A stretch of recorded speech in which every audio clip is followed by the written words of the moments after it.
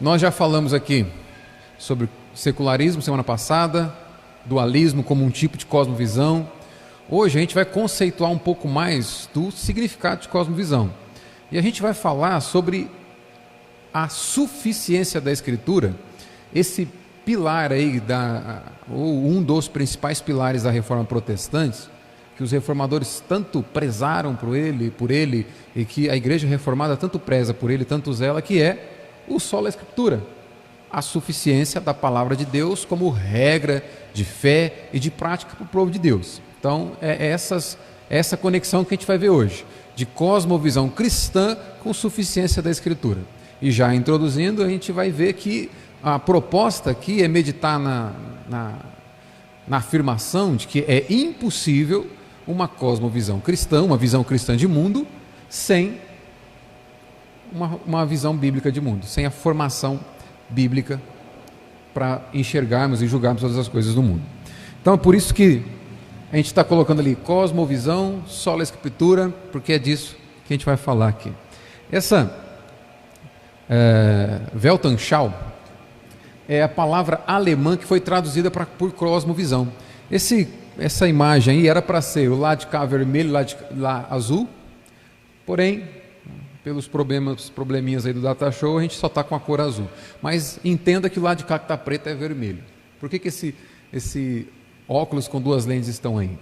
Isso ajuda a gente a entender um pouco da ideia do significado de cosmovisão, né? As duas lentes indicam a possibilidade de se fazer duas leituras da mesma realidade.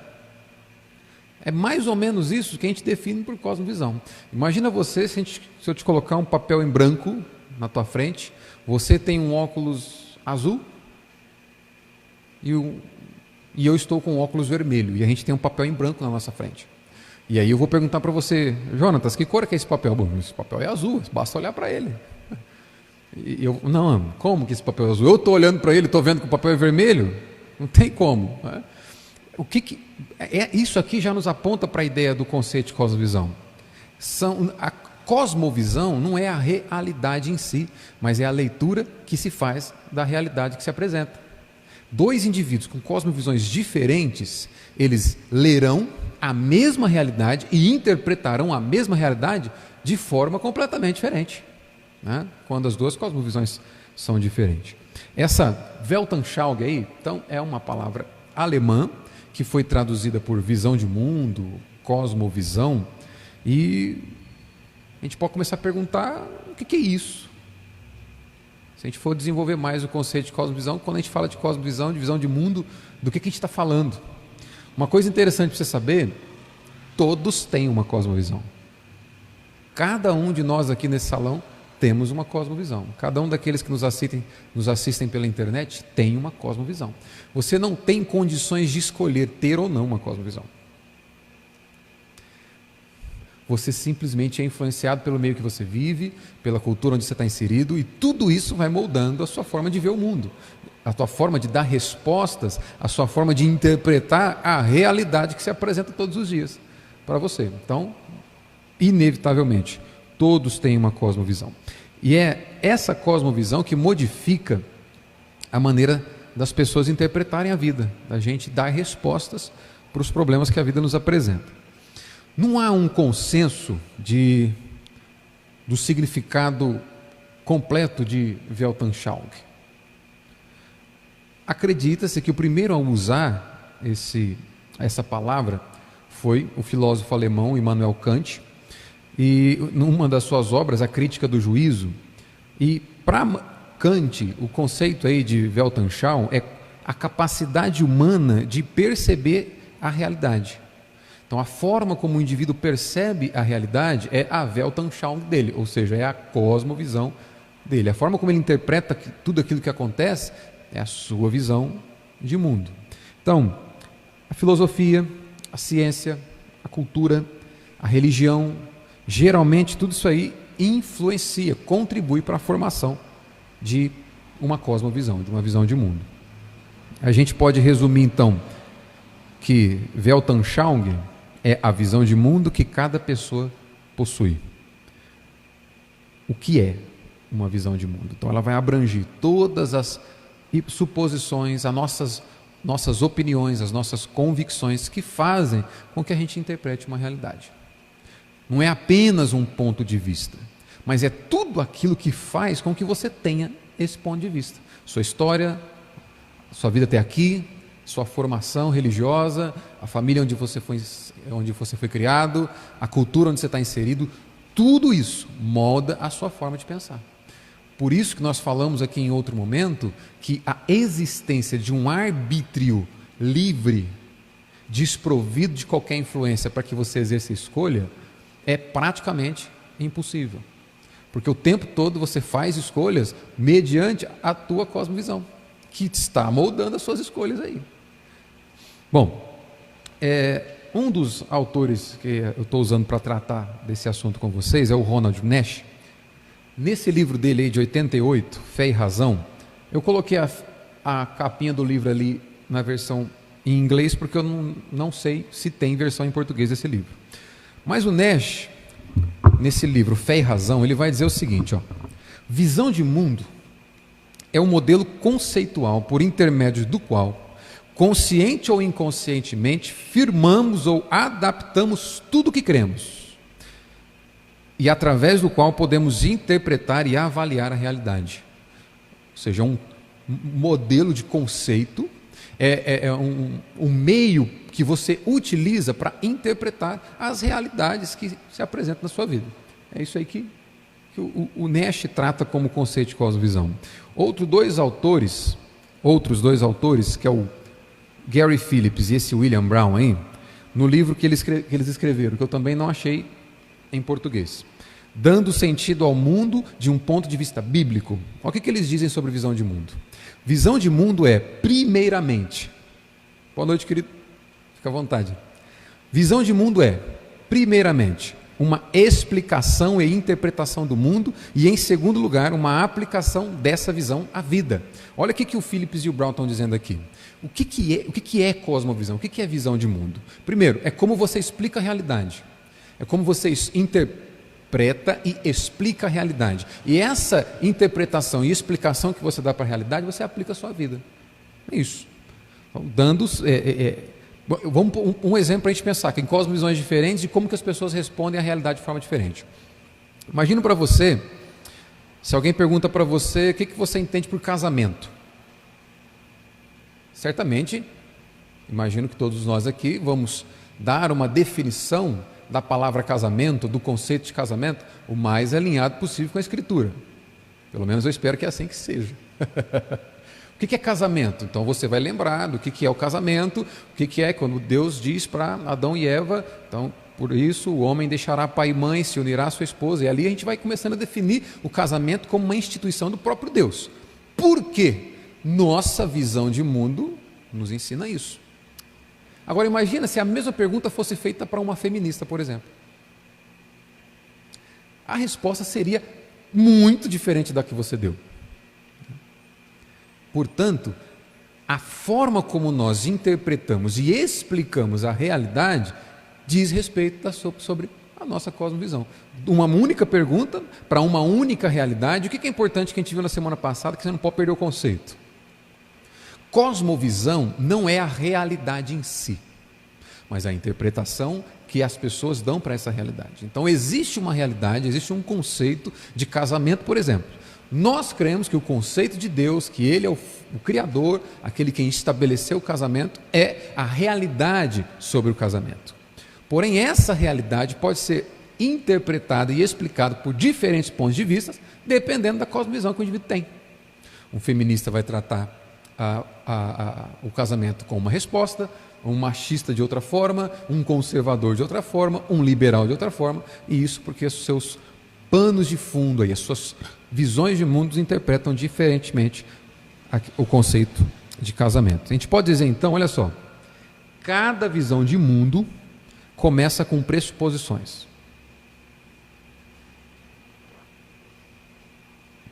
Ou seja, opiniões que alguém crê serem verdadeiras, sem conferir evidências independentes de outras fontes ou sistemas. Então, o que é visão de mundo? Tudo começa com essa pressuposição, com esse ponto de partida que é a opinião que você crê ser verdadeira. Usamos o exemplo do casamento que eu acabei de dar. Nós cremos que a definição bíblica de casamento é verdade absoluta. Provavelmente um feminista nem acredita em verdade absoluta. Para ele, verdades são relativas. Portanto, a verdade dele tem sentido para ele. A tua é problema teu. Visão de mundo começa com essa pressuposição, com essa opinião que faz com que o indivíduo acredite que aquilo que ele pensa é uma verdade. Quando a gente se depara no conceito de pós-modernidade de verdade, que ela é relativa, a gente perde-se o sentido de falar de valores e de princípios por conta disso. Por que o seu valor deve ser importante se a verdade não existe num pensamento secular pós-moderno? Então, esse tipo de entendimento, esse tipo de estudo, de reflexão no ambiente pós-moderno não faz sentido. Nós estamos falando de verdades absolutas.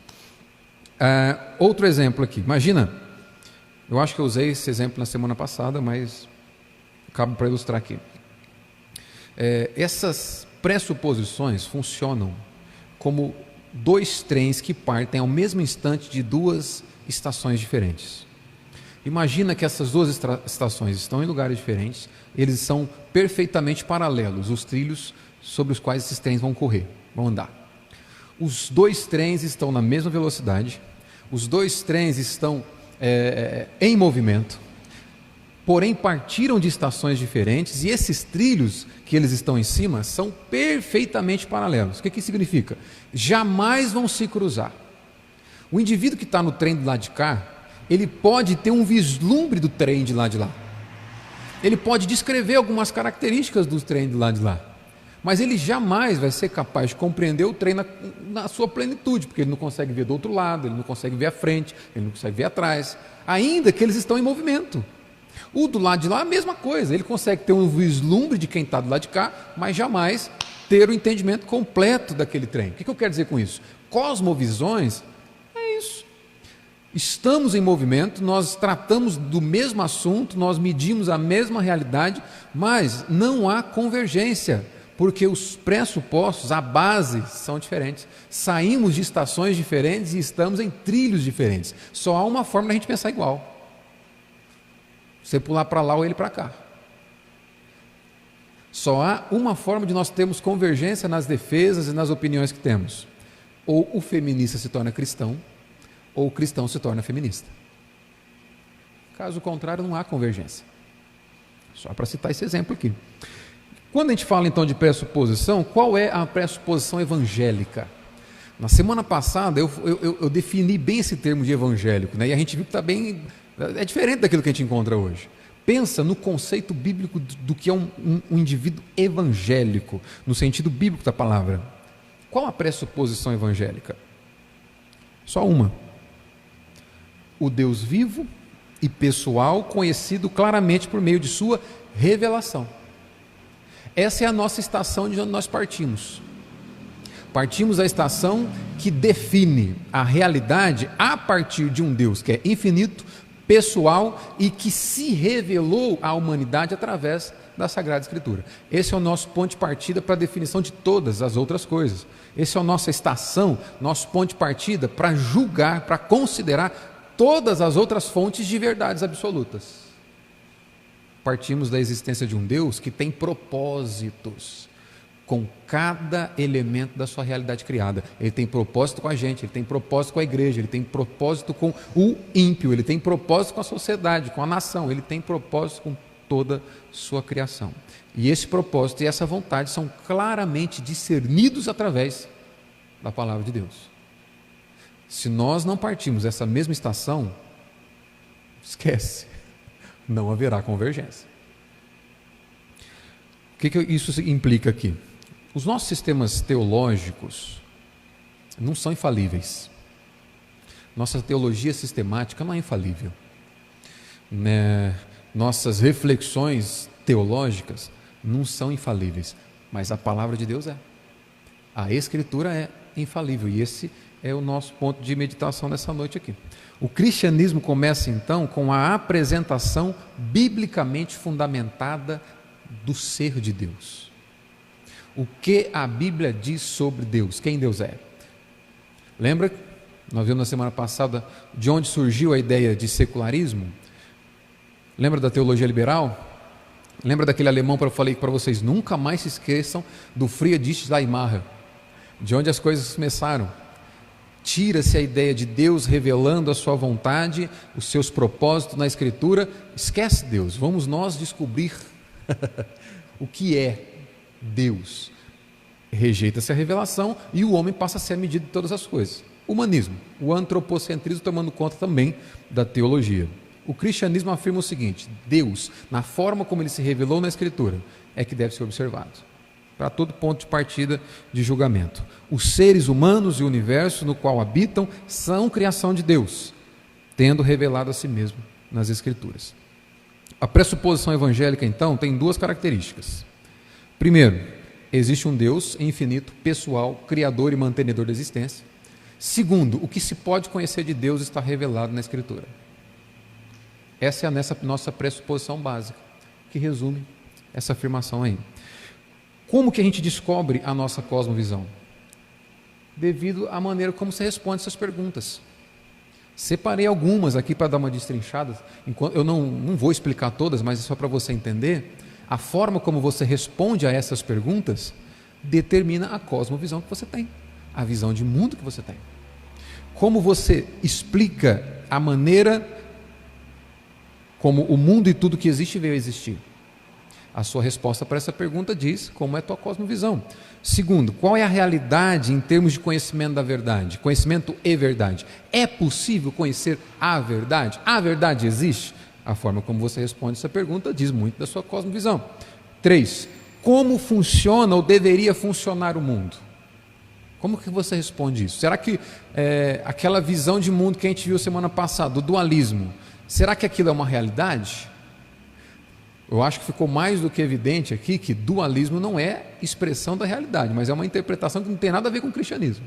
E eu acho que eu consegui mostrar para vocês que a maior parte da igreja brasileira não é cristã, é dualista. Revisita a palestra da segunda-feira. Eu acho que ficou muito claro que a maior parte dos nossos irmãos não tem uma cosmovisão bíblica e cristã, e talvez nem a gente. Somos mais dualistas do que bíblicos, mais dualistas do que cristãos. Mas não vou voltar do tema da semana passada, não. 4. Qual a natureza do ser humano? Quem é o homem? 5. Qual o propósito da existência de cada um? Existe um propósito? Como que o cristianismo determina, explica o propósito da existência do homem?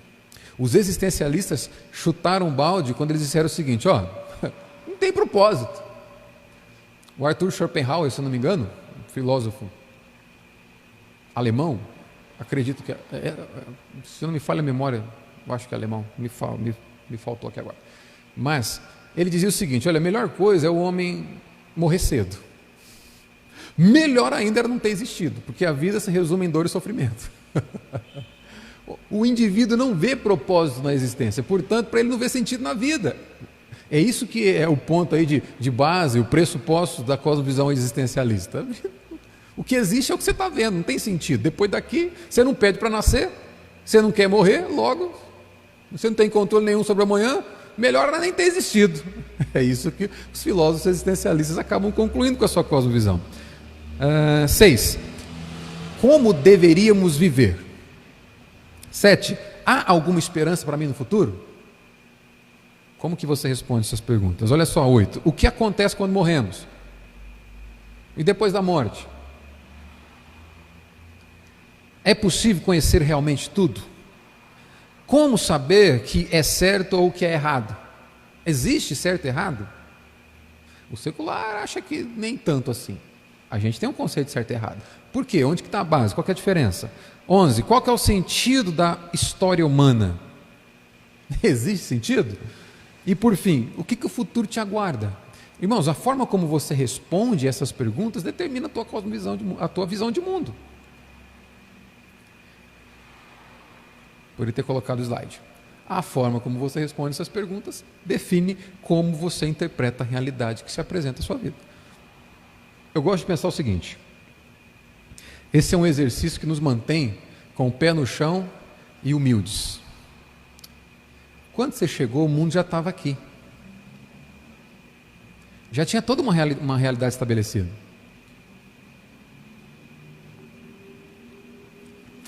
Às vezes, nós tendemos a pensar que as coisas giram em torno de nós. Então o mundo era totalmente diferente quando eu estreiei no mundo, como dizem os baianos, né? O baiano não nasce, estreia. Quando eu estreiei no mundo, as coisas começaram a ser diferentes, as coisas voltaram para mim. Não, querido. Você é especial para Deus, mas em termos humanos, quando você chegou, a história já estava aí. Existe um horizonte histórico que determina inclusive a forma que você pensa. O limite do pensamento intelectual, o limite do pensamento teórico, ele é determinado pelo horizonte da história do indivíduo onde ele está inserido. Se tua cosmovisão não for bíblica, você sempre andará pelos limites estabelecidos pelo seu histórico de pensamento, por aquilo que está circundando a sua volta. Por isso que quanto mais você aprofunda na Escritura, menos míope quanto à realidade você é. Já estou adiantando aqui, não queria estragar a surpresa não, mas é isso que a gente vai falar hoje. Nós aqui, os cristãos do século XXI, a gente se confronta com mesmas questões existenciais, essas 12 perguntas aí, que os indivíduos lá de Gênesis se depararam. É isso que eu quero dizer, que quando você chegou, o mundo já andava, o trem já estava em movimento. O que está acontecendo aqui?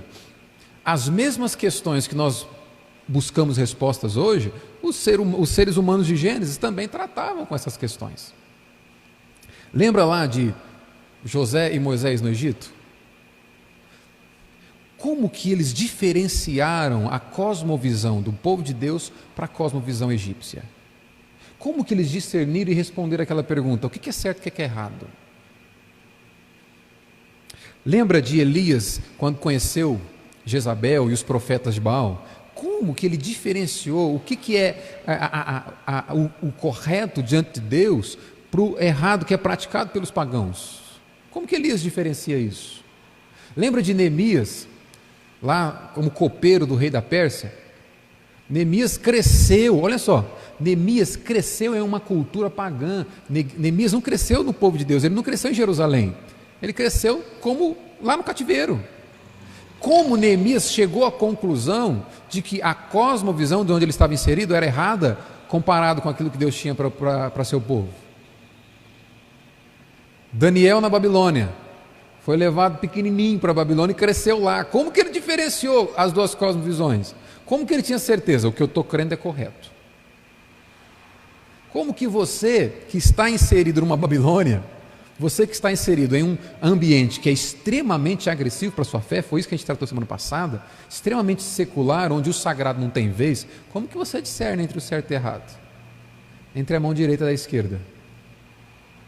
Não há outra resposta. Esses homens que eu citei exemplo aqui, e nós também contemporaneamente falando, lemos a realidade, temos o conceito de certo e errado, a gente distingue entre o equívoco e o correto, pela direção do Senhor, pela palavra revelada. Não há outro meio.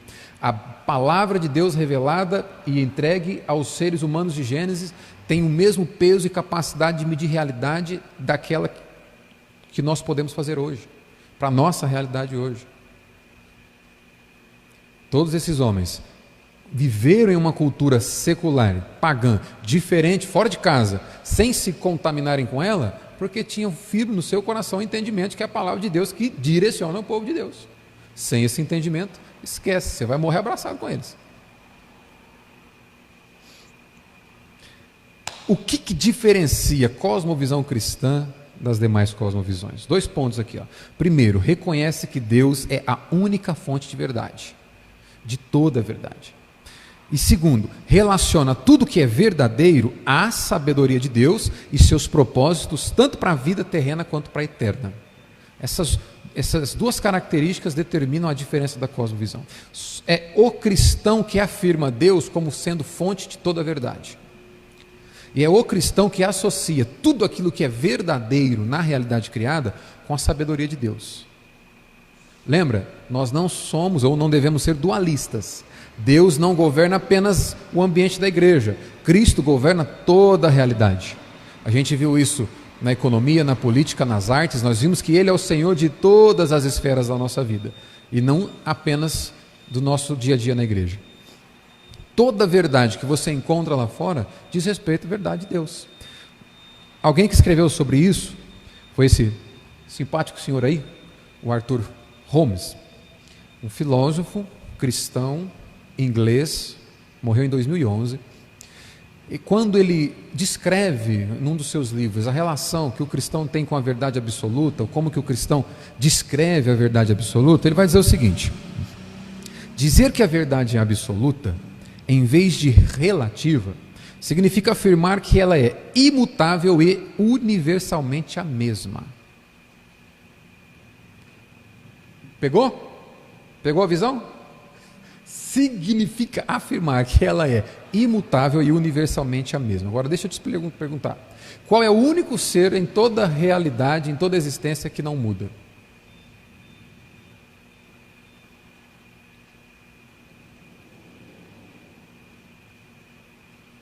A pergunta não foi retórica não, foi para você participar. Só existe um ser que não muda. Por que não há mutação em Deus? Pronto, já dei a resposta. Porque Ele é perfeito. Nós mudamos porque nós pioramos ou melhoramos. A gente muda. A gente altera a nossa condição aí, né, de status quo. Deus não muda porque não há sombra de variação nele. Não é isso que Tiago diz lá na sua carta? Não há variação em Deus. Por quê? Ele não precisa melhorar e ele não fica pior. O que o Arthur Holmes está dizendo? Deus é a fonte de onde emana toda a verdade. Uma conclusão que, já para citar aqui, Agostinho e outros teólogos da Idade Média vão chegar: toda a verdade é a verdade de Deus. Segunda coisa que ele diz: a verdade não é absoluta por ela mesma, mas porque provém exclusivamente do Deus único e eterno. Ela está fundamentada na objetividade metafísica da sua criação. O que é essa expressão aqui? Objetividade metafísica. Há propósitos de Deus em criar tudo que existe. A verdade está intimamente relacionada ao propósito de Deus. Pronto, ficou mais fácil para entender. Deus tem propósito com a sua criação, Deus tem propósito com a humanidade, e conhecer a verdade está intimamente relacionado a conhecer esses propósitos de Deus, que Deus tem para mim, tem para você. Terceira conclusão que ele vai chegar é que a verdade absoluta sugerida, de outro lado, depende da verdade ou fé absoluta em Deus, já que podemos confiar em tudo o que Ele faz e diz. Tudo que vem de Deus é verdadeiro. É isso que o Arthur Holmes vai concluir. Tem dois conceitos errados que eu quero ajudar a gente a desconstruir em relação à visão de mundo cristã. Primeiro, que a visão de mundo cristã, a visão cristã de mundo e da vida deve ser totalmente diferente de outras visões de mundo. Isso é um conceito errado. Isso é o conceito dualista que a gente tratou na semana passada. Por quê? Sempre haverá pontos de contato entre as cosmovisões. Lembra do exemplo do trem sobre o trilho? O indivíduo do lado de cá, ele tem contato com alguns aspectos do indivíduo do lado de lá. Ele consegue dizer, por exemplo, a cor do vagão que ele está vendo. Ele não consegue dizer a cor do trem inteiro. Ele não sabe se o trem do lado de lá, se o vagão é da mesma cor, mas ele consegue descrever o que ele vê. Há pontos de contato entre diferentes cosmovisões. Então, afirmar que a cosmovisão cristã deve ser completamente diferente de qualquer outra é um erro. Porque há esse entrelaçamento entre as diferentes cosmovisões. Mas existem alguns pontos que são principais, e aí sim a visão cristã de mundo tem que ser diferente, que é o que está destacado em azul aí. A visão cristã de mundo tem de ser diferente e única na maioria dos pontos importantes, especialmente no que se refere à pessoa de Deus, à natureza e ao valor das Escrituras e à exclusividade de Jesus Cristo como Senhor e Salvador. Quanto a isso, não tem flexibilização. A visão cristã de mundo é única. somente nós amamos servir a um Senhor chamado Cristo. Outro conceito que a gente precisa desconstruir: a Bíblia contém tudo o que precisamos saber. Opa, espera aí, você não está falando que a Bíblia é suficiente? Pois é, estou falando que a Bíblia é suficiente. Quer dizer que ela não tem tudo que a gente precisa saber? A Bíblia não contém tudo o que precisamos saber. Por exemplo, quando você estudou a fórmula de Bhaskara, você encontrou em que livro da Escritura? Foi em Isaías? Onde foi que você encontrou? Quando você estudou trigonometria, onde é que foi que você estudou? Alguém estudou cálculo diferencial integral aqui? Eu passei por esse trem aí. Quando nós estudamos essas coisas, de onde saiu? É nesse sentido que Agostinho vai dizer que toda verdade é verdade de Deus. Por meio da graça de Deus, tudo isso não é fonte de verdade? A matemática não é exata? Ela vai dizer 2 mais 2 são 4. É uma verdade absoluta. Como que não existe verdade absoluta? Está aqui, 2 mais 2 são 4. Pois é, essa verdade emana. Qual que é a fonte de toda verdade? Deus é a fonte de toda verdade. Quando nós dizemos que a Bíblia não contém tudo o que precisamos saber, quero dizer que a Bíblia trata para nós, ela define para nós tudo aquilo que é essencial para a nossa conduta diante de Deus e da sociedade. Porém, por meio da graça comum de Deus, por meio da provisão que Deus realiza na sua realidade criada, nós temos acesso também à verdade, que emana de Deus. Aliás, só abrindo um parênteses, esse é o objetivo, é isso que motivou a origem da ciência moderna, sabia? Os cientistas que hoje são naturalistas e que rejeitam a Deus, não é a base da ciência moderna. A ciência moderna nasceu com cristãos que queriam identificar na criação o DNA de Deus. O que é isso? Eles encantados com a soberania de Deus que cria todas essas coisas, eles vão estudar a natureza para entender como que funciona a criação de Deus, para que isso redunde em louvor e adoração. Rejeitar a Deus pelo naturalismo, isso não é ciência moderna. Isso aí naturalismo não é ciência, mas é outra coisa que a gente vai ver outro dia. Vamos lá, a Bíblia contém tudo o que nós precisamos. Isso é um conceito errado. Na verdade, agora presta atenção aqui, ela contém tudo o que precisamos saber sobre a vida espiritual e celestial por intermédio do pleno conhecimento do único e verdadeiro Deus, o qual é o maior e mais importante nível de conhecimento. Então, existem outros conhecimentos que nós adquirimos fora dela. No entanto, a Bíblia é suficiente, em especial o Evangelho, para julgar todos os outros conhecimentos que nós adquirimos. Ficou claro isso? A Bíblia, palavra inspirada por Deus, é um livro que é composto por muitos temas. Vamos lá. Isso aqui é fundamental você saber. A Bíblia é composta por muitos temas, tem muita coisa lá. Tem o amor de Deus, tem sobre Jesus, tem sobre o Pai, tem sobre o Espírito Santo, tem sobre casamento, tem sobre ceia, tem sobre batismo. Aí aqui uns acham que tem que batizar dessa forma, os outros acham que tem que batizar daquele jeito, né? Fala de mover do Espírito, fala de Pentecostes, fala um monte de coisa, né? No entanto, a Bíblia não é um livro de histórias desconexas. Não é um livro lá que estão 66 livros, 66 capítulos, e cada um fala de uma coisa e cada um vai para um lado. Não. Dizer que Deus não é Deus de confusão é dizer que, inclusive, através da forma como ele se revela na Escritura, existe um fio condutor de Gênesis a Apocalipse. Existe um tema central, que é uma espinha dorsal de Gênesis a Apocalipse, e que todos os outros temas são subordinados a essa temática central. Pergunto para vocês, isso aqui é para tirar 10 na EBD. Qual é a temática central da Bíblia? Um de cada vez, porque senão vira bagunça. Aí já matou logo no começo, não deu nem tempo para você respirar. A importância de participar da IBD, aleluia.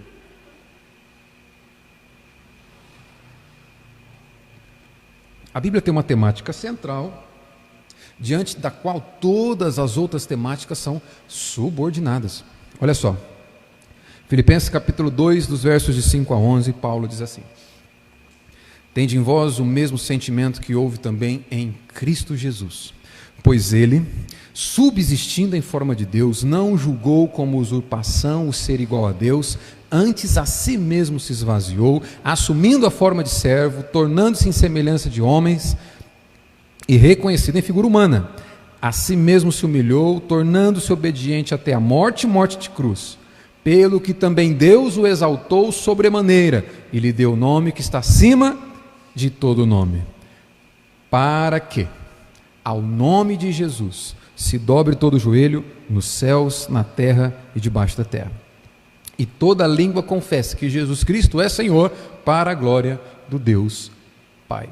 A Bíblia tem um assunto central que Paulo resume aqui: Cristo e sua obra é a temática central da Escritura. Ponto importante para a gente pensar. Por quê?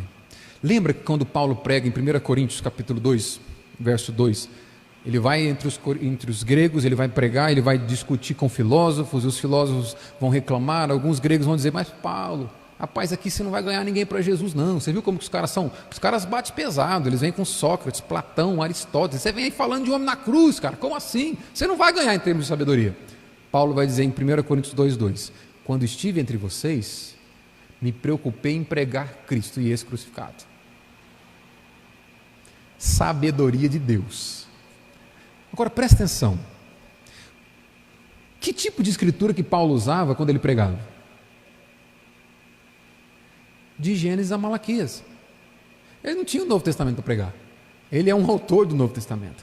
O que eu quero dizer com isso? Quando nós vamos para as páginas do Antigo Testamento, nós precisamos ter essa chave hermenêutica, esses óculos de Cristo, lermos o Antigo Testamento com a ótica, com a visão do Novo, e ler o Novo com a visão do Antigo, para que entendamos que existe um fio condutor em toda a Escritura, e Jesus é a chave para a compreensão. Quando Paulo diz eu preguei Jesus, imagina você, ele vai na lei em Êxodo e encontra Jesus, ele vai em Salmos e prega Jesus, ele vai em Cânticos e prega Jesus, ele passeia pelo Antigo Testamento e prega Jesus. É isso que ele está dizendo. A Bíblia tem esse fio condutor, que isso te ajuda a entender algumas coisas do Antigo Testamento. Falando de visão de mundo ainda, esse aqui foi só um parênteses. Alguns contextos em que a visão cristã de mundo é muito frutífera. Porque às vezes você poderia perguntar para mim assim: tá, Osmar, mas eu vou usar onde? Para que serve visão cristã de mundo, sendo que a visão secular de mundo dá seus frutos? Sendo que a visão dualista de mundo é tão mais real, é tão mais presente, para que serve uma visão bíblica, uma visão cristã? Onde que eu uso isso? Lembra do culto racional? Você usa onde você estiver. Você é o culto, o sacrifício vivo. Mas, academicamente falando, ela é muito frutífera. Eu não sei se você conhece esses dois. Aqui, na sua esquerda, o Alvin Plantinga é um filósofo cristão reformado, considerado um dos maiores epistemólogos vivos. Ele é muito influente na cadeira de filosofia, na Academia de Filosofia nos Estados Unidos. Um cristão declarado e que trava debates com ateus muito militantes nos seus trabalhos também. Na direita, nós temos um brasileiro, Adalto Lourenço, conhece ele? O Elton conhece ele. Ele é físico, matemático, cristão. Ele estava na igreja presbiteriana Redeemer, lá de Nova York, se não me engano, a igreja do Tim Keller, mas ele tem estado no Brasil, não sei onde que ele mora nos Estados Unidos, né? Ele falou que aqui no Brasil não tem dinheiro para pesquisa, foi embora para lá. É um cristão que atua no meio científico, na física e matemática, e ele trava debates onde ele explora e ele explica cientificamente o criacionismo. Há espaço para a cosmovisão cristã na academia, e não apenas aqui na filosofia e na física e matemática, como esses dois exemplos. Onde você atuar. Lembra, você é cristão lá fora e não aqui dentro. Onde você estiver na academia tem espaço. Só para te dar dois exemplos aí. Um segundo contexto onde a visão cristã de mundo é fundamental: evangelização. Como é que você evangeliza lá fora? Põe uma faixa escrito Jesus te ama na testa, vai para o farol e Jesus te ama. É assim que você evangeliza? A evangelização de algumas mentes brilhantes nos ajudam a evangelizar. Esse simpático senhor aqui, o Cal Henry, teólogo, apologista e pastor batista, explica para nós como que a importância de se entender cosmovisão cristã na evangelização. Olha o que ele diz em um dos seus livros. Ninguém pode ser persuadido a se tornar cristão. Isso é claro para nós. Você não convence ninguém por meio de métodos matemáticos, argumentos filosóficos a se tornar cristão, porque nascer do alto é uma providência que só Deus realiza. Mas ele continua dizendo: contudo, ignorando as normas racionais, a experiência religiosa é menos bíblica e evangélica. Veja, você ignorar a argumentação na evangelização, o seu êxito vai ser menos bíblico e menos evangélico. Continua. Alguém pode ser persuadido intelectualmente sobre a consistência lógica e verdadeira do conceito evangélico em relação a Deus e ao mundo. O que ele quer dizer com isso? Não significa que você vai converter alguém por meio de sua argumentação. No entanto, argumentando de forma coerente o plano de Deus, o Evangelho e a realidade que aquela pessoa com quem você encontra está vivendo, faz com que algumas armas sejam depostas, faz com que algumas barreiras sejam eliminadas. Por meio da argumentação, você pode fazer alguém ficar atento com a palavra que você vai pregar. Porque aí sim, Romanos capítulo 10, verso 17, diz que a fé vem pela pregação da palavra de Cristo. No entanto, você pode ganhar a atenção de alguém por meio de uma argumentação bem coerente, usando o seu conhecimento de cosmovisão cristã, de visão de mundo cristã. Um outro autor que falava muito disso é o Francis Schaeffer, um grande, o Ed já deu risada, uma grande mente do século XX. Quando perguntaram para ele como que ele se via, se ele se via como um grande influencer, né, seria o termo usado hoje, se ele se via como uma grande mente, ele falava: não, eu me vejo como um evangelista. Eu só uso todos os recursos que Deus me concedeu para pregar o evangelho. É isso que eu uso. Ele vai, e uma expressão que ele usava, que você tira o telhado das pessoas, deixa ela intelectualmente desarmada para entrar com a verdade do evangelho. Por isso, vale a pena estudar. É isso que a gente está fazendo aqui. Amém? De outro lado, esse alguém não precisa ser um crente para compreender as verdades contidas na revelação divina. O que ele quer dizer? Conversão não vem por argumentação no debate. Ele era um apologista, então ele gostava de debater. A conversão não vem pela argumentação. No entanto, é uma porta aberta para que a pessoa se renda. Agora, é possível você ser não cristão, é possível você ser anticristão e conhecer a Escritura. Há inúmeros teólogos que conhecem a Escritura muito melhor que eu e você, mas não creem em nada naquilo que está escrito.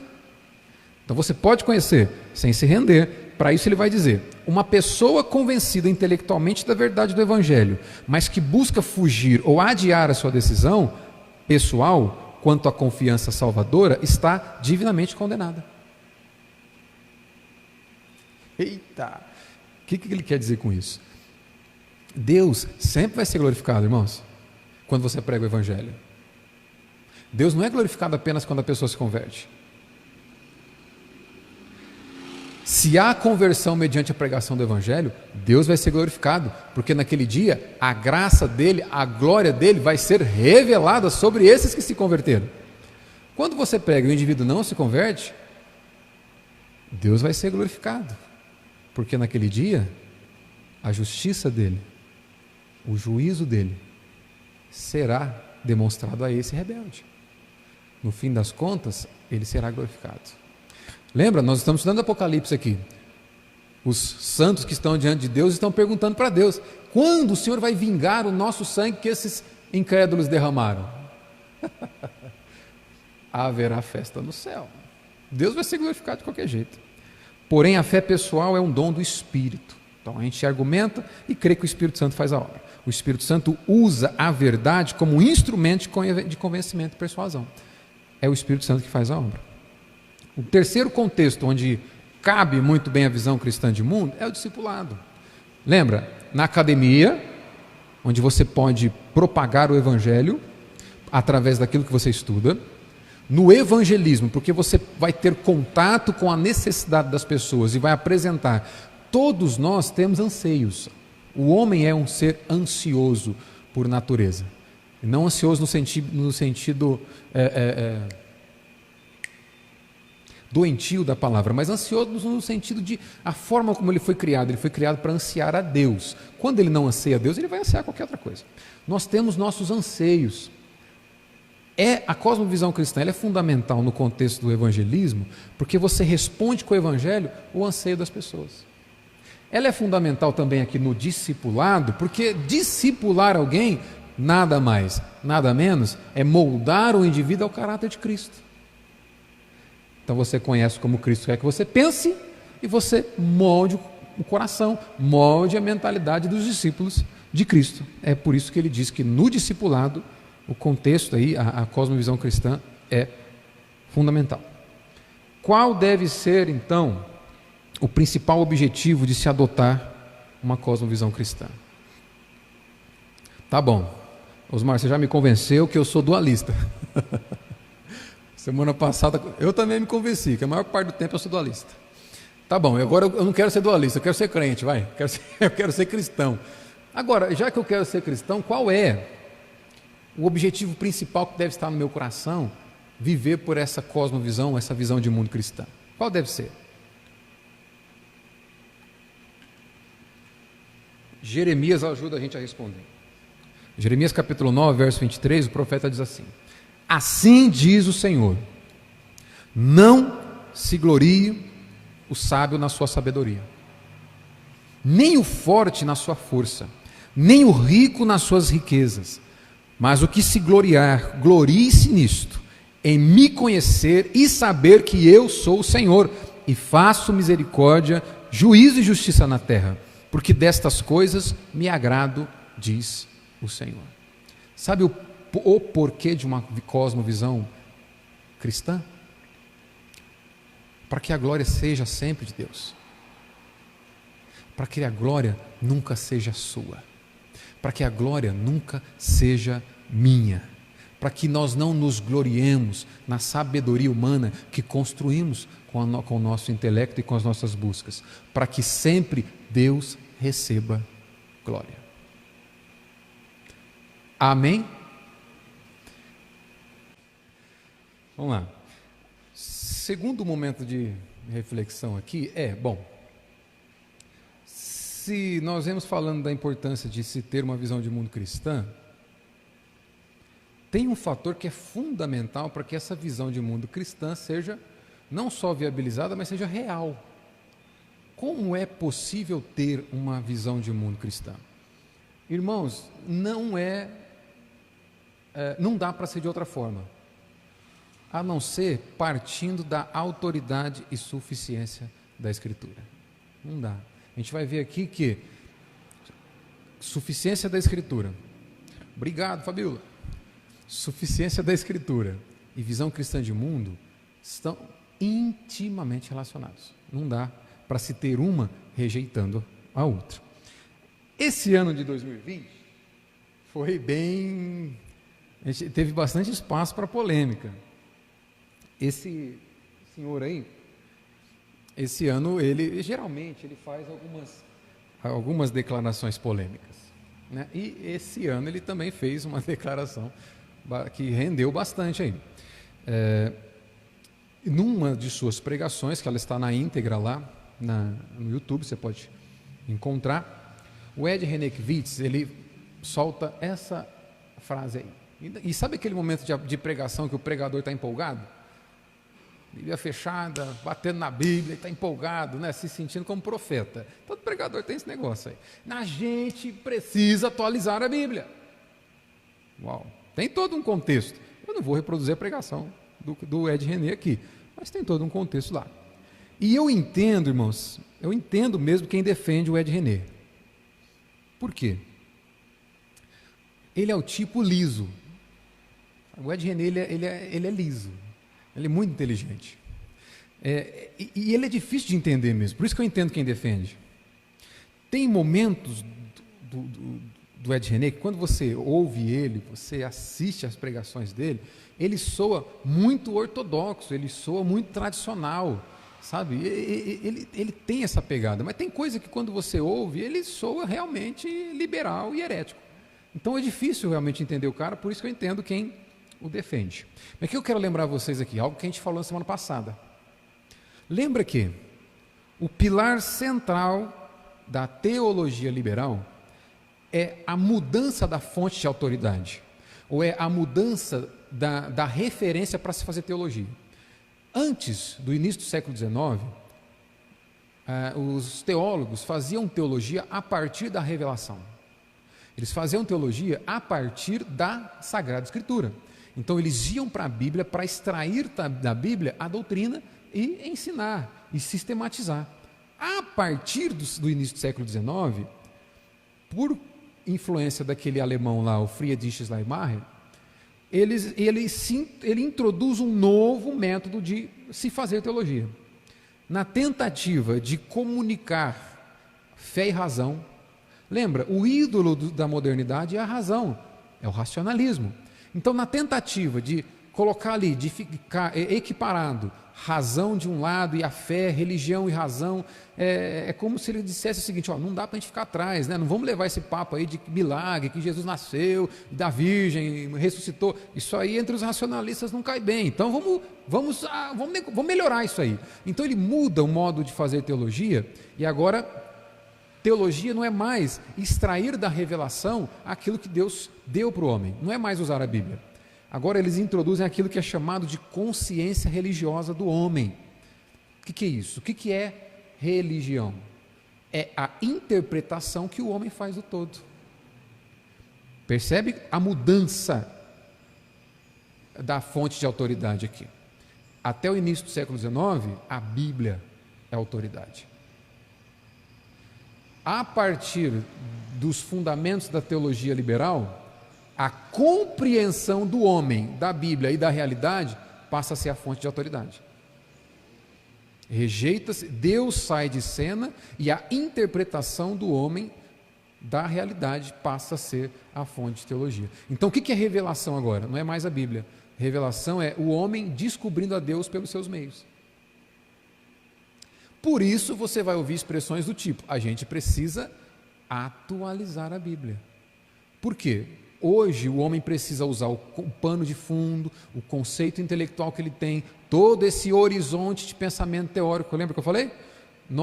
Cada época, cada ser humano de cada época, cada contemporâneo, ele vive dentro de um horizonte de pensamento intelectual, de desenvolvimento intelectual.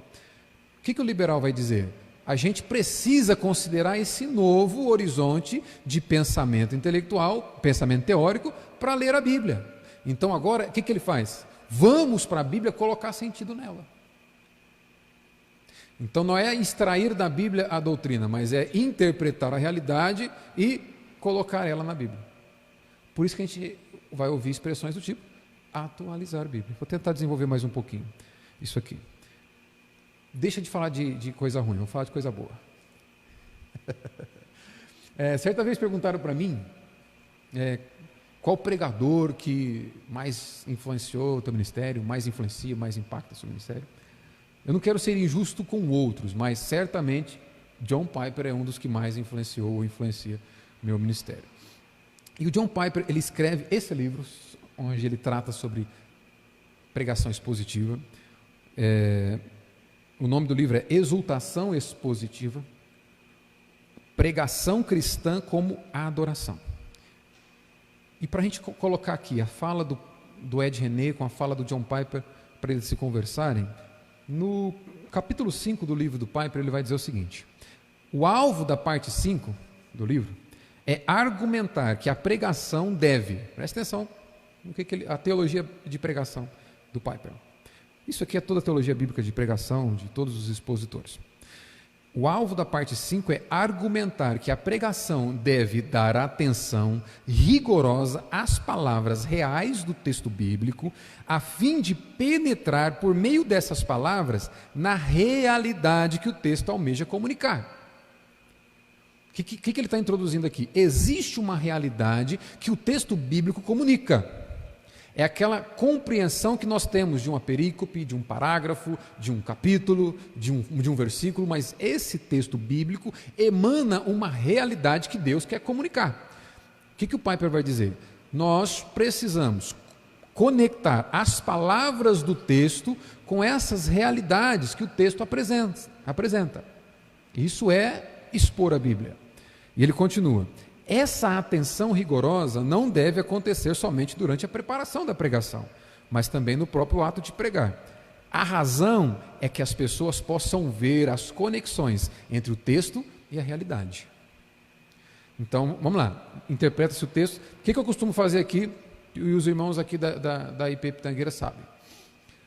O tempo todo com a Bíblia aberta e falando para vocês: olhe e enxergue no texto as afirmações que eu estou fazendo. E qual que é o meu exercício aqui? É de tentar fazer com que eles enxerguem no texto, através da forma como as palavras estão organizadas no texto, através da forma como a estrutura está apresentada no texto. Tudo isso que eu estou falando precisa ser nítido nessas palavras. Isso é pregar de forma expositiva. Isso é aplicar, isso é pregar a palavra de Deus. O próprio texto da Escritura emana uma realidade que a gente apresenta. E quando eu falo sobre essa realidade, é necessário que vocês enxerguem no texto aquilo que eu estou falando. É isso que o Piper está falando. E ele continua: se não virem isso, a autoridade para crerem na realidade muda para longe do texto. Se eu estiver pregando e você não enxerga na Bíblia o que eu estou falando, você vai ter uma ideia de autoridade que não é bíblica. Não é o texto bíblico como fonte de autoridade para a minha pregação. Esse é o grande problema. Mas, pela vontade de Deus, somente o texto tem autoridade divina. O compromisso que Deus tem no ato da pregação é com a palavra dele, não é com a palavra do pregador. Se eu interpretar o texto de forma equivocada, Deus não tem compromisso algum com aquilo que eu estou falando. A autoridade está na Escritura, na palavra de Deus. Se um pregador for capaz de extrair a realidade, para usar as expressões do Piper aqui, extrair a realidade que está lá e expor a realidade para os seus ouvintes, ele está sendo biblicamente fiel. Se ele interpretou errado, ele vai expor outra coisa e Deus não tem compromisso nenhum com essa palavra, porque não é a palavra de Deus. A palavra de Deus é o que emana do texto bíblico. Os efeitos dessa mudança, ou seja, quando a autoridade deixa de ser o texto bíblico e passa a ser o pregador, os efeitos dessa mudança são trágicos para a vida da igreja e sua missão no mundo. O Piper vai falar aqui o que é a essência da pregação. Qual que é o papel do pregador? A essência da pregação é descortinar a realidade. Então, voltando, o texto bíblico apresenta uma realidade que os puritanos chamavam de doutrina, né? Alguns pastores dizem hoje que você não precisa de doutrina, né? E Paulo vai dizer: prega a sã doutrina. Fica com Paulo, fica com os pastores hoje não. Piper vai dizer o seguinte: olha, a essência da pregação é você descortinar a realidade que está ali. E ele vai dizer assim: a essência é o fator realidade.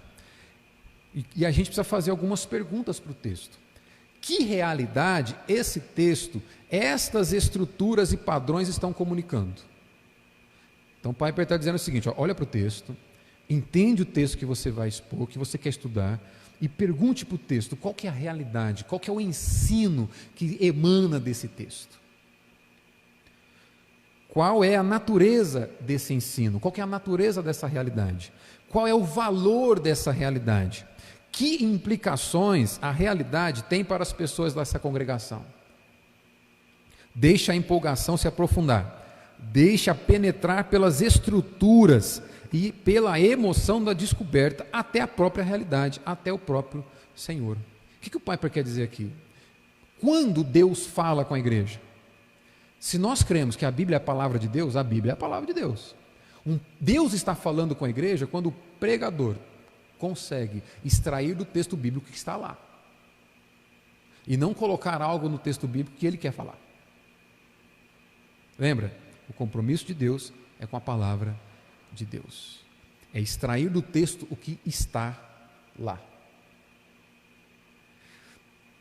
Eu fui tentado a fazer um meme com esse slide. Mas, não dá para você ver também, mas do lado de lá, do Ed René, é uma mãozinha vermelha assim para baixo. Negativo. Do lado de cá do Piper é uma mãozinha positiva verde para cima. Então, não dá para perceber, né? Por causa do data show lá. Mas então tem uma mãozinha assim para baixo no René e uma mãozinha para cima no Piper. Eu resisti à tentação, mas eu fui tentado a fazer um meme com esse slide. Não dá a impressão de que o Piper estava olhando para mim, rapaz, não faz isso. Mas eu não falei, não vou brincar com coisa séria. Existe uma diferença muito grande entre atualizar a Bíblia e aplicar a Bíblia. São coisas completamente diferentes. Aplicar a Bíblia. O que é aplicar a Bíblia? É você extrair então a realidade que está lá no texto. Leu o texto, entendeu o texto, extraiu do texto a doutrina, extraiu do texto a realidade que ele apresenta. É pegar essa realidade que está no texto e colocar diante dos olhos dos seus ouvintes. E é mostrar o que essa realidade tem a ver com o dia a dia da vida deles. Isso é aplicar a Bíblia. O que é atualizar a Bíblia? É você extrair a realidade do texto, extrair a doutrina do texto e jogar fora. E apresentar uma outra coisa. Isso é atualizar a Bíblia. Emana-se uma realidade do texto, eu tiro ela, jogo fora e uso as palavras do texto para explicar uma outra coisa, que já está no meu coração de forma pré-concebida e eu não deixei a Bíblia falar. Essa é a diferença de se aplicar e atualizar. Existe a autoridade da realidade que está presente na Bíblia. Isso é autoridade. Isso. A gente não diz que verdade é algo imutável? Verdade absoluta da palavra de Deus? Pois é, não muda. A aplicação é diferente de atualização. Se algo precisa ser atualizado é porque não é completo. É porque não é perfeito. É porque não é de Deus. Ficou claro a diferença de aplicação e atualização? A gente abre para dúvidas no final, tá? Mas o Piper não inventou isso da cabeça dele. Aqueles que pregam de forma expositiva não inventaram isso da cabeça deles. Foi Paulo que nos ensinou. 2 Timóteo 4, versos de 1 a 4, o que Paulo diz? Pregue a palavra também. Amém? Amém não? Vou ler de novo. Pregue sobre a palavra. Não. No original, grego, inglês, português, alemão, qualquer idioma que você for ler, vai estar assim, pregue a palavra. Não é pregar sobre a palavra. Não é pregar a palavra também em algum momento da pregação. A pregação deve ser a palavra apresentada diante do povo de Deus. É isso que Paulo está dizendo. Prega a palavra. Só com o compromisso de pregar a palavra é que o púlpito da igreja assume que a autoridade é de Deus e não do pregador. A palavra. Insta, quer seja oportuno, quer não. Corrige, repreende, exorta com toda longanimidade e doutrina. Pois haverá tempos em que não suportarão a sã doutrina. Pelo contrário, cercar-se-ão de mestres segundo as suas próprias cobiças, como que sentindo coceira nos ouvidos. E se recusarão a dar ouvidos à verdade, entregando-se a fábulas. Paulo coloca dois extremos aqui. De um lado, a verdade, associada à palavra de Deus e à sã doutrina. De outro lado, fábulas associadas à mentira e tudo aquilo que não provém da palavra de Deus.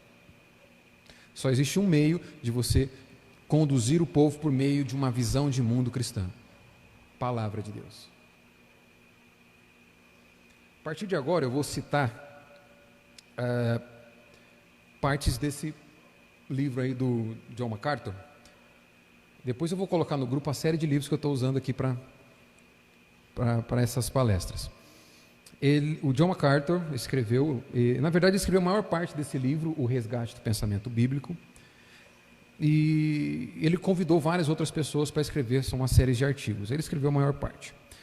E ele vai dizer o seguinte: uma verdadeira visão cristã de mundo começa com a convicção de que o próprio Deus falou nas Escrituras. As Escrituras, portanto, são o modelo no qual devemos testar todas as outras declarações de verdade. A Bíblia não tem tudo o que eu preciso? No entanto, através dela, eu julgo tudo aquilo, eu analiso tudo aquilo que eu acho que preciso. Todas as outras verdades que se apresentam para mim precisam passar pelo crivo da palavra de Deus. Se contradiz um princípio claramente deduzido pela palavra de Deus, deve ser rejeitado. É isso que o MacArthur quer dizer aqui. A menos que esse conceito básico domine nossa perspectiva em toda a vida, não podemos legitimamente declarar termos adotado a visão cristã de mundo. Por que então, irmãos, já conectado com o que a gente falou semana passada, por que a maior parte dos crentes do Brasil é dualista e não crente? Por que nós concluímos? Nós, não foi só eu não, você estava junto, vocês concluíram junto comigo isso aqui. Por que a maior parte da igreja brasileira, vamos colocar da igreja contemporânea, vive uma cosmovisão dualista e não cristã?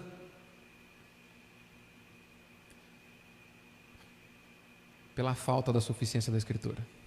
Por tantas outras vozes assumirem o púlpito que deveria ser ocupado apenas pela palavra de Deus. Não há verdadeira visão cristã de mundo se ela não for fundamentada na suficiência das Escrituras, para a nossa conduta em sociedade. Não dá.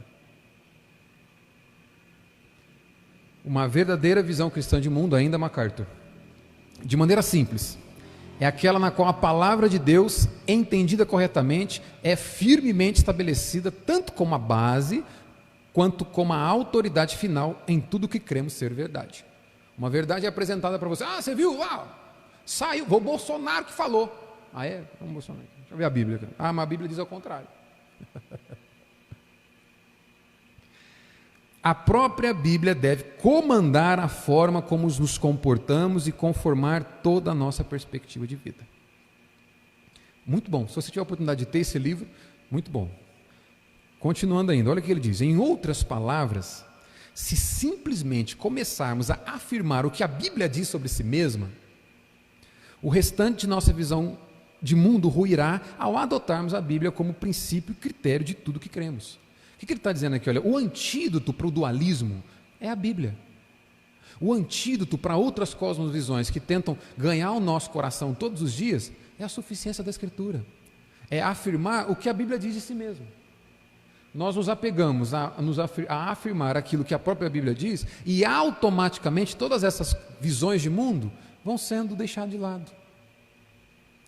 Abrindo um parênteses aqui, esses dias eu precisei falar para uma jovem adolescente que acreditava que o feminismo era a chave para subverter o machismo. Ela acreditava que o feminismo é a chave para vencer o machismo. Então, se o machismo é algo ruim, feminismo é bom. Passei, um adolescente.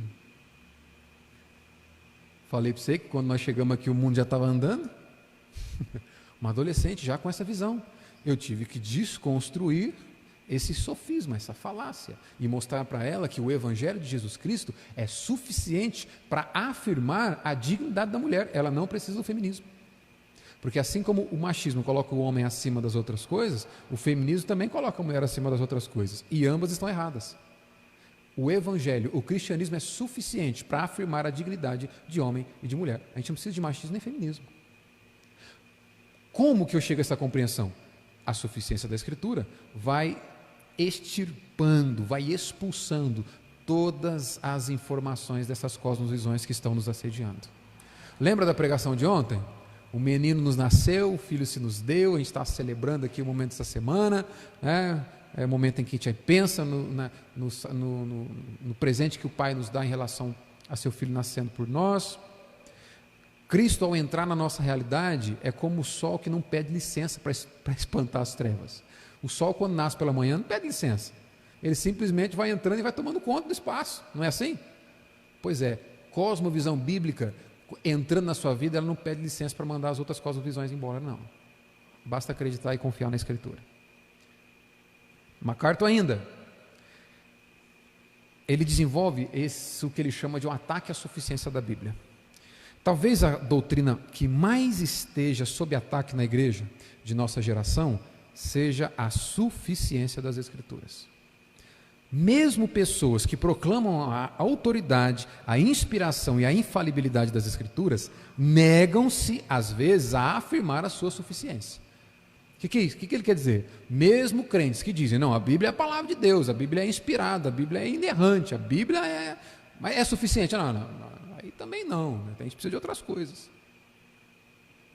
A gente precisa da Bíblia mais Freud, a gente precisa da Bíblia mais Marx, a gente precisa da Bíblia mais qualquer outra ideologia, a gente precisa da Bíblia mais qualquer outro autor cristão. Ela não é suficiente.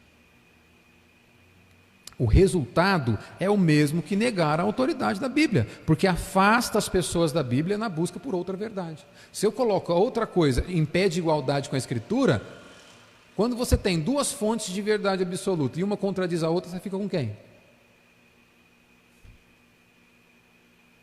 Irmãos, é isso que diferencia o evangélico, a igreja protestante, a igreja evangélica, no melhor sentido da palavra, não no evangelho contemporâneo.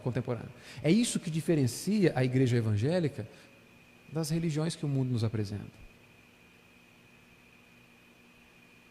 A forma como as pessoas lidam com a palavra de Deus é que explica a quantidade de religião que existe no mundo. Quando a Bíblia é a palavra de Deus, mas a autoridade da igreja fala mais alto, nega-se a Escritura. Quando a Bíblia é a palavra de Deus, mas outras profecias são utilizadas, outros livros proféticos, outros autores que são considerados inspirados, nega-se a suficiência da Bíblia. Quando a Bíblia é a palavra de Deus, mas o pastor fulano de tal falou nega-se a suficiência da palavra de Deus. O que queremos dizer quando afirmamos que a Bíblia é suficiente? Um dos símbolos de fé da Igreja Presbiteriana do Brasil, Confissão de Fé de Westminster, no capítulo 1, o 6º parágrafo diz o seguinte: todo o conselho de Deus concernente a todas as coisas necessárias para a glória dele e para a salvação, fé e vida do homem, ou é expressamente declarado nas Escrituras, ou pode ser lógica e claramente deduzido delas. À Escritura nada se acrescentará em tempo algum, nem por novas revelações, nem por tradições dos homens. A Escritura é suficiente para conduzir o povo de Deus. Vou mostrar com os textos aqui. E aí uma carta vai chegar à seguinte conclusão: a igreja simplesmente não crê mais nisso.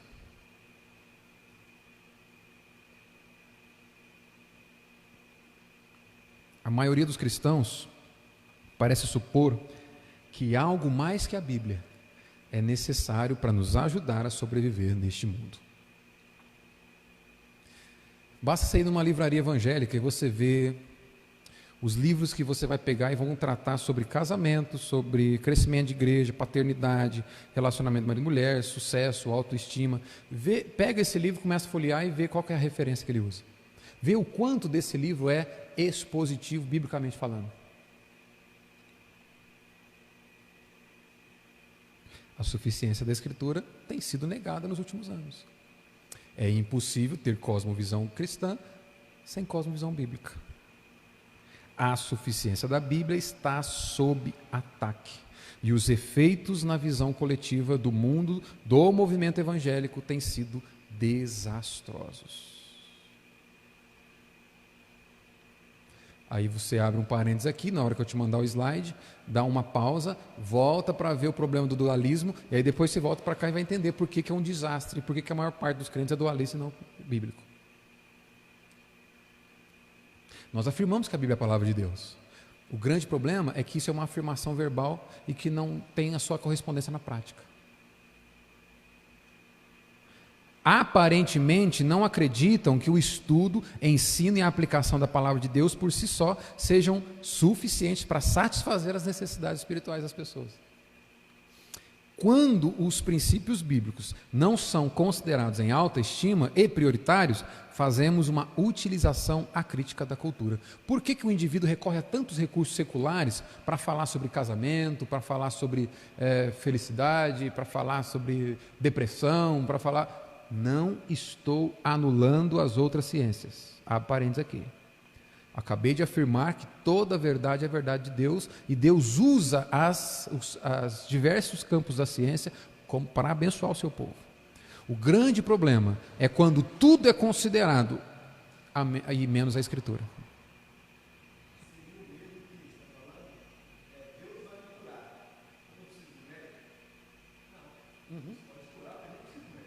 Exatamente.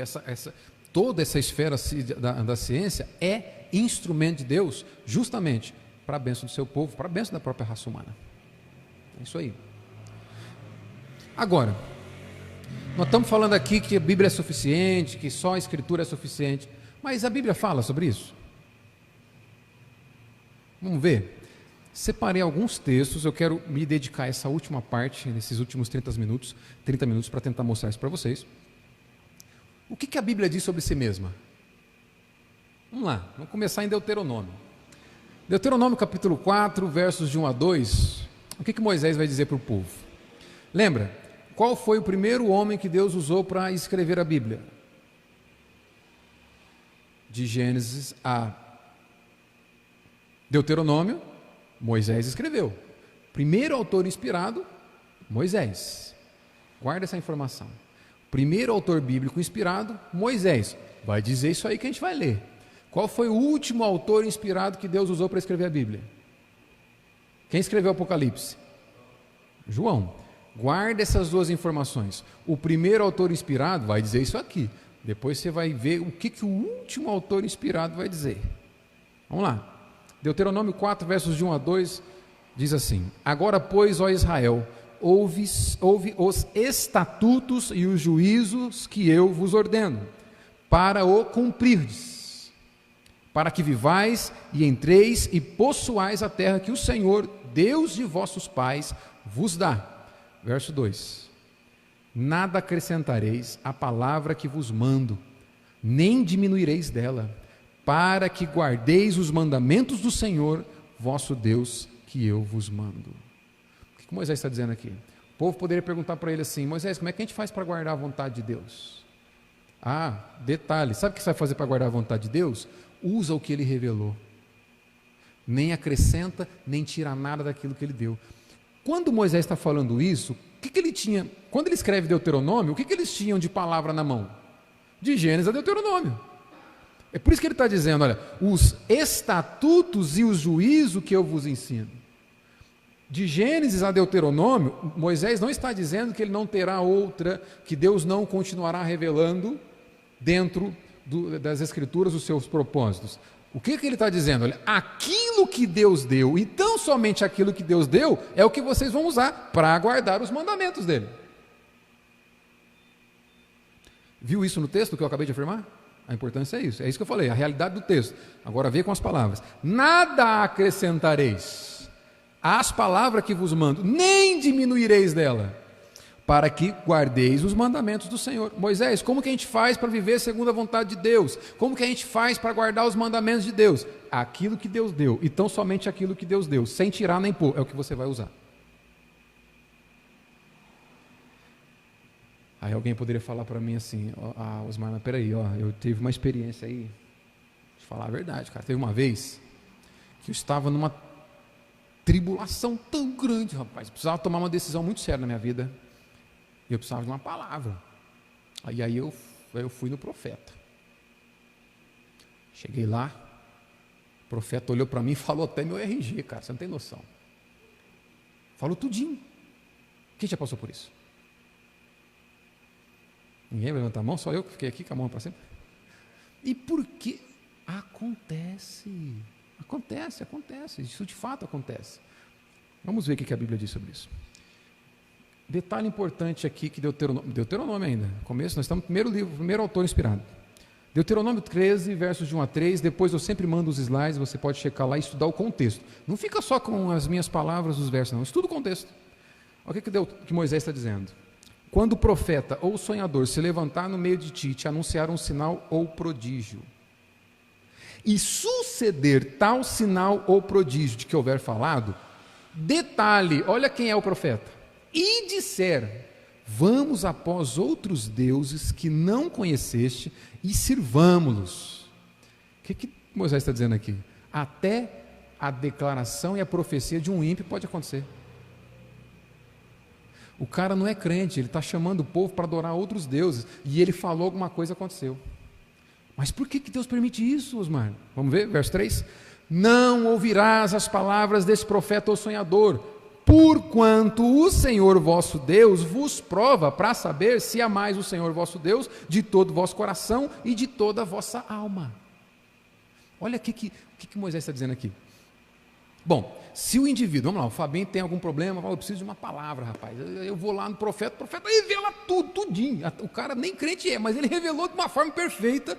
A próxima vez que o Fabinho tiver alguma dificuldade, alguma necessidade de alguma palavra, ele vai dobrar o joelho, vai buscar a palavra de Deus, vai orar, vai se empenhar para discernir a vontade de Deus, ou ele vai atrás do profeta? O que é mais fácil? Por isso que Moisés está dizendo aqui, é para provar o teu coração, para saber se ama a Deus de verdade. E detalhe, Moisés está dizendo que quem prova é Deus. Salmo 119, verso 105, a Bíblia diz, lâmpada para os meus pés é a tua palavra, e luz para os meus caminhos. Somente a palavra de Deus é luz que dirige os teus passos, que ilumina os seus passos. Provérbios capítulo 30, versos 5 e 6. Olha o que a Bíblia diz. Toda palavra de Deus é pura. Ele é escudo para os que nele confiam. Nada acrescentes às suas palavras, para que não te repreenda e sejas achado mentiroso. Deuteronômio nos fala isso, Provérbios, no meio da Bíblia, nos fala isso. Pega a palavra de Deus, não acrescente nem tira, porque se fizer isso, Deus te chama de mentiroso. Aconteceu uma vez aqui, só abrir um parênteses. Um indivíduo sentou aí onde vocês estão sentados, e eu estou fazendo o que eu estou fazendo com vocês aqui. A gente está lendo o texto junto, por isso que eu deixei lá, ó. E mais uma vez afirmei, chega em casa, pega os contextos ali, olha aqui com os slides para você tirar suas conclusões. O indivíduo falou para mim assim, eu não concordo com a tua interpretação, não. Eu falei, eu só tenho um problema aí, meu amigo. Eu não estou interpretando, eu só estou lendo. Não fiz nenhuma interpretação, eu li. Nada acrescentes às suas palavras para que não te repreenda e seja achado mentiroso. Não expliquei nada, é a própria Bíblia que está dizendo. Acrescentar a algo que Deus falou é mentira. Não interpretei, só li. João capítulo 17, verso 7, Jesus diz assim, ele está orando ao Pai aqui, santifica-os na verdade, a tua palavra é a verdade. 1 Coríntios capítulo 4, verso 6, aqui também é fantástico, isso aqui acontece muito nos dias de hoje. Quando Paulo planta a igreja de Coríntios ali, vários outras personalidades daquele tempo apareceu por lá. Apolo, o homem muito inteligente, apareceu por lá, deve ter dado algumas aulas na escola bíblica, deve ter pregado alguns domingos lá pela manhã. Pedro também passou por lá, deve ter dado algumas aulas, ensinado, feito algumas pregações, e aí começou a ter algumas predileções. Algumas pessoas falavam, eu sou de Apolo, eu gosto mais do Apolo. Não, eu gosto mais do Paulo. Paulo, ó. Aí eu já prefiro Pedro. Pedro vai direto ao assunto, não fica enrolando na pregação. Não, Paulo demora muito para acabar. Eu gosto mais do Pedro. Paulo escreve isso aí, ó. Estas coisas, irmãos, apliquei-as figuradamente a mim mesmo e a Apolo, por vossa causa, para que por nosso exemplo aprendais isto. O quê? Vamos ler junto? 3, 4. não ultrapasseis o que está escrito, a fim de que ninguém se ensoberbeça a favor de um em detrimento de outro. Olha só, eu gostei mais da pregação do Hernandes Dias Lopes, eu gostei mais do Augusto Nicodemo, eu gostei do John Piper. Paulo vai pegar o seguinte: olha, a palavra de Deus é a autoridade e não esses homens. Não ultrapasse o que está escrito. A única forma de você se centralizar na autoridade da palavra de Deus é se limitar ao que está escrito. Não ao que o Piper falou, não ao que o Nicodemos falou, não ao que Dias Lopes falou, não ao que o fulano falou, aquilo que está escrito. Gálatas capítulo 1, verso 6. Saímos lá de Deuteronômio, chegamos em Gálatas. Gálatas capítulo 1, verso 6 a 8, olha o que diz o apóstolo Paulo: admira-me. Olha que detalhe interessante está acontecendo aqui, olha. Toda a carta de Paulo, depois que ele faz a saudação, ele começa imediatamente a louvar a Deus por causa da igreja. Vê lá, Romanos, Efésios, vê lá. Aqui acontece algo diferente. Depois que ele faz a saudação, ele começa a puxar a orelha. E Paulo está admirado aqui. Olha o que está acontecendo. Admira-me que estejais passando tão depressa daquele, ele não diz daquilo, ele diz daquele, vocês estão se afastando de alguém, não é de algo. Me admira o fato de vocês estarem se afastando de Deus, que vos chamou na graça de Cristo, é Deus que chama, daquele que vos chamou na graça de Cristo para outro evangelho. Olha o que Paulo está dizendo: vocês estão se afastando de Deus para seguir um outro evangelho. Por que ele não diz, olha, vocês estão se afastando do evangelho verdadeiro para seguir outro evangelho? Ele diz, vocês estão se afastando de Deus para seguir outro evangelho. Sabe por quê? Se afastar do evangelho verdadeiro é se afastar do próprio Deus. Ele continua no verso 7, o qual não é outro, senão que alguns vos perturbam e querem perverter o evangelho de Cristo. Mas, verso 8, mas ainda que nós, ou mesmo um anjo vindo do céu, vos pregue evangelho que vá além do que vos temos pregado, seja anátema. Sabe o que significa anátema? Seja amaldiçoado, seja maldito. Ir além do que está escrito. Pregar um outro evangelho, que não é aquele que os apóstolos deram. E olha o que ele está dizendo, olha, mas ainda que houvesse a possibilidade de um apóstolo pregar um outro evangelho além daquilo que eles pregaram, seja maldito. Qual é o último autor inspirado? Olha o que ele vai dizer. Lembra do que, vamos recapitular, lá em Deuteronômio, o que Moisés diz? Aquilo que Deus deu, nada acrescenta, nem tira. Olha o que o último autor da Bíblia vai dizer. Eu, a todo aquele que ouve as palavras da profecia deste livro, testifico.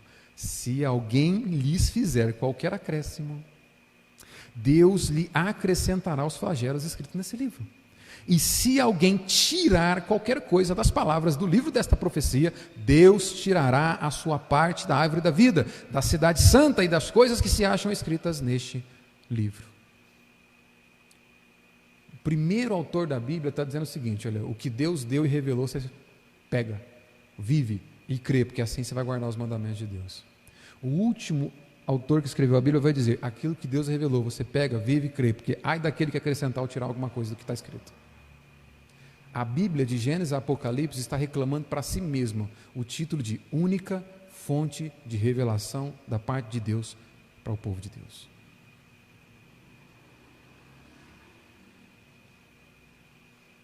Amém? É impossível cosmovisão cristã sem cosmovisão bíblica.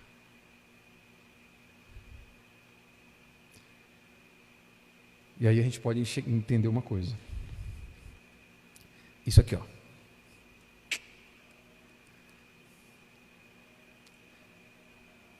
Para se ter uma cosmovisão bíblica, é necessário ser cheio do Espírito Santo. Para se ter uma visão cristã de mundo e ser ousado para viver dessa forma, tem que ser cheio do Espírito Santo. E aí eu faço uma pergunta para vocês agora. E eu vou usar os 10 minutos para explicar minha conclusão. O que é ser cheio do Espírito Santo?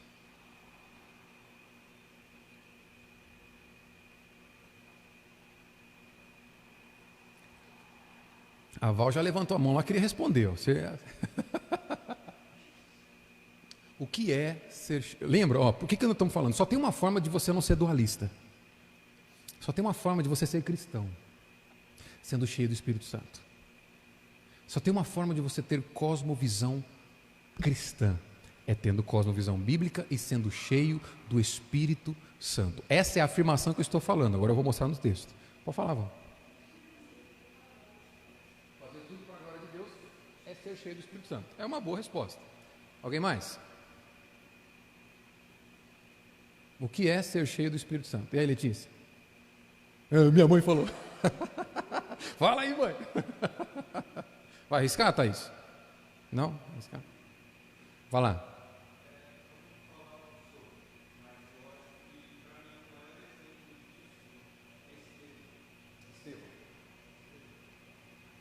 Você quer comentar por quê?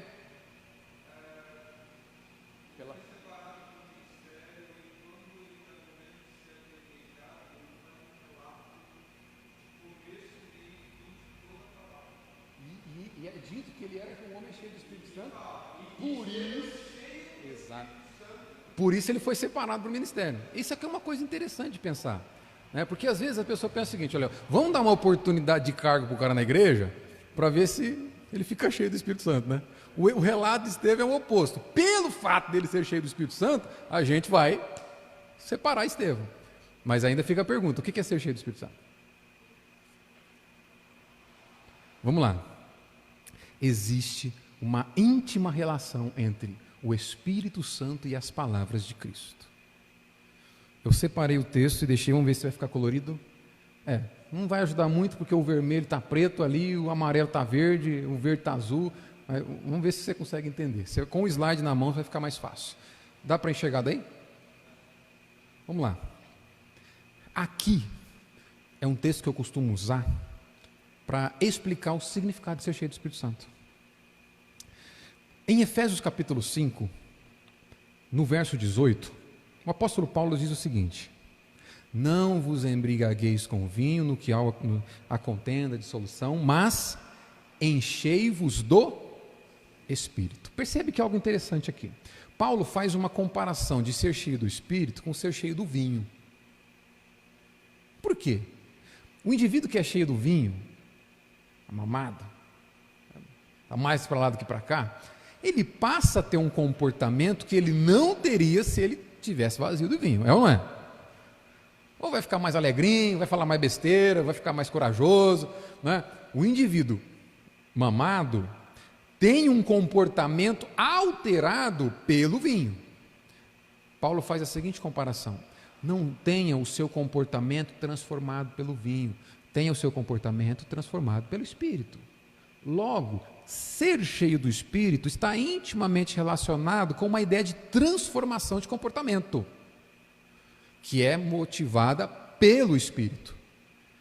Mas olha só, esse texto ajuda a gente a entender, os dois textos, Efésios capítulo 5 e Colossenses capítulo 3, são paralelos. O que tem em um tem no outro. E por que isso acontece? A carta de Colossenses e a carta de Efésios é o que a gente chama de cartas gêmeas. Os cenários em que elas foram escritas é o mesmo. Paulo estava na prisão quando escreve as duas. E se você olhar a estrutura, é muito parecida. Em Efésios, a igreja é o corpo de Cristo. Em Colossenses, Cristo é o cabeça da igreja. A forma como Paulo desenvolve a prática da igreja em Efésios é muito parecido como ele informa a parte prática da carta em Colossenses. Olha só a gente colocando lado a lado esses dois textos, Efésios 5 e Colossenses 3. Em Efésios 5, Paulo está dizendo assim: enchei-vos do Espírito. Em Colossenses 3, Paulo está dizendo assim: habite ricamente em vós as palavras de Cristo. Ou seja, sejam cheios da palavra de Cristo. Olha o que acontece com um homem cheio do Espírito Santo, olha lá. A partir do verso 21, no capítulo 5 de Efésios, ele vai dizer: sujeitando-vos uns aos outros no temor de Cristo. E aí ele começa no verso 22, as mulheres sejam submissas aos maridos. Verso 25, maridos, amai a mulher como Cristo amou a igreja. Capítulo 6, verso 1, filhos, obedecei os vossos pais no Senhor, pois isto é justo. Verso 4, e a vós, pai, não provoqueis vossos filhos a ira, mas criai-os na disciplina e na admoestação do Senhor. Verso 5, quanto a vós outros servos, obedecei o vosso Senhor segundo a carne, com temor e tremor. Verso 9, e vós, senhores, de igual modo procedei para com eles, sabendo que o Senhor, tanto deles como vosso, sabendo que o Senhor, tanto dele como vosso, está no céu, e que para com ele não há acepção de pessoas. O que está acontecendo aqui? O homem cheio do Espírito Santo tem os seus comportamentos transformados, os seus relacionamentos transformados pelo Espírito Santo. O que é ser cheio do Espírito Santo? É rodar e babar na igreja. É cantar, vai para a vigília às 7 horas da noite, chega em casa às 7 da manhã, é cheio do Espírito. Enquanto isso a esposa está descabelando lá, cuidando das crianças sozinha. E aqui Paulo está dizendo, não, o marido cheio do Espírito Santo é aquele que ama a mulher exatamente como, esse é o significado da palavra no grego aqui, exatamente como Cristo amou a igreja. Eita! A mulher cheia do Espírito Santo é aquela que é submissa ao marido. O marido cheio do Espírito Santo ama a mulher. O filho cheio do Espírito Santo obedece os pais. Os pais cheios do Espírito Santo educam os filhos no caminho de Deus.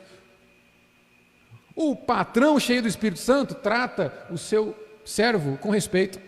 O servo cheio do Espírito Santo trata o seu patrão como se estivesse servindo ao Senhor. Ou seja, o indivíduo cheio do Espírito Santo tem o seu comportamento e relacionamentos transformados pelo Espírito. E o que eu quero me referir agora a Colossenses? Vamos lá para Colossenses, olha lá. Depois que Paulo diz, sejam cheios, habite ricamente em vós a palavra de Cristo, olha o que acontece com a sequência do texto. Esposas, sejam submissas ao vosso próprio marido, como convém ao Senhor. Maridos, amai a vossa esposa e não tratei com amargura. Filhos, em tudo obedecei aos vossos pais, pois fazê-lo é grato diante do Senhor. Pais, não irritei os vossos filhos, para que não fiquem desanimados. Servos, obedecei em tudo, vosso Senhor segundo a carne. Senhores, capítulo 4. Senhores, tratai os servos com justiça e com equidade, certos de que também vós tendes Senhor no céu. Irmãos, o que está acontecendo aqui? O indivíduo cheio do Espírito Santo, relacionamento de marido e mulher, pai e filho, empregado, patrão é transformado. O indivíduo cheio da palavra de Cristo, relacionamento de marido e mulher, pai e filho, empregado, patrão é transformado. Logo, ser cheio do Espírito Santo é ser cheio da palavra de Cristo. Desconfia de todo indivíduo que se diz cheio do Espírito Santo, mas é biblicamente ignorante. Não dá para viver cosmovisão cristã sem palavra de Deus. Uma cosmovisão cristã tem todos os seus relacionamentos moldados por aquilo que a Bíblia diz que tem que ser. Ser cheio do Espírito Santo é permitir que a palavra de Cristo molde todo o seu comportamento.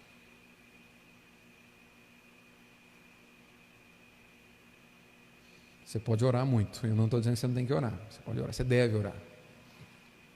Mas se você não gastar tempo com essa palavra, se você não se empenhar em conhecer essa palavra, você nunca vai deixar de ser dualista.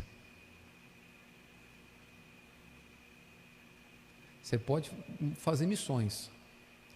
Você pode, como diz Paulo lá, entregar a tua vida por missões e entregar teu corpo para morrer.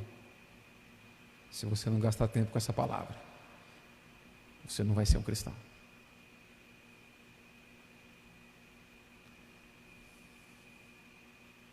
Ser cheio do Espírito é ser cheio da palavra de Deus. Eu quero pedir para você baixar a tua cabeça, vamos orar. E se tiver alguma dúvida, a gente tira nos próximos 5 minutos.